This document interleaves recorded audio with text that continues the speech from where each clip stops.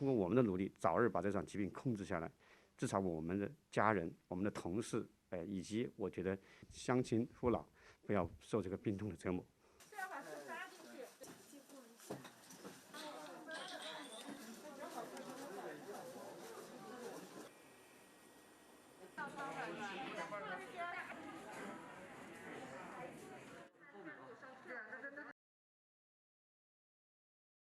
Number of people infected by the new virus has jumped to nearly 2,000. That's a 50% increase on the previous statistic.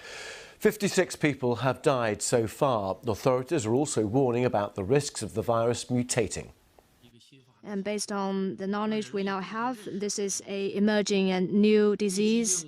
The knowledge we have is quite limited. We are not very clear about the source of the disease, and the infections are not entirely under our control. So based on the changes and the evolvement of the infections, we would enhance our preparedness to respond to the possible changes of the infections. Well, this latest development follows President Xi Jinping's warning that the country faces a grave situation. Authorities are now warning that the virus is contagious during its incubation period. That is different from the SARS virus, and that virus, SARS, killed more than 800 people globally in 2003. The incubation period of the new coronavirus is anything from 1 to 14 days. China's Health Commission insists it will be taking more measures to curb the spread of coronavirus, but hasn't yet outlined specific details. They have, though, banned the sale of wildlife in markets and restaurants, although it hasn't been confirmed that is how the virus crossed into humans. Many people believe it happened through snakes. Well, this is the effect the current quarantine is having in Wuhan. That's the city at the centre of the outbreak. Officials preventing people from leaving or entering. It seems that most of the population is staying indoors. Our correspondent Steve McDonald is in Nanyang, having just visited Hubei province, close to the exclusion zone.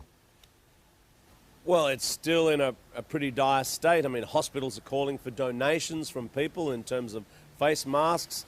The provincial government has ordered millions of face masks, so somewhere they're churning them out on the production line. Special military medical teams have arrived to bolster the local teams and also teams from Shanghai. But the problem is just so huge, and the lockdown area, if you could call it that, is getting wider and wider. Now, so where we are, we're just across the border from Hubei in Henan, but this is also a place with very much at the heart of this emergency. All of these cars are either from this small city or they've had to pass a screening point to enter. Cities right along this border area in the region are doing similar things.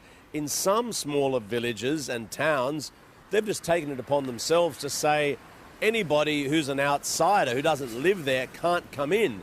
So they're just kind of locking down the village and deciding we're going to, as a group, ride this out and don't let any outsiders out, sort of an effective self-quarantine protective zone.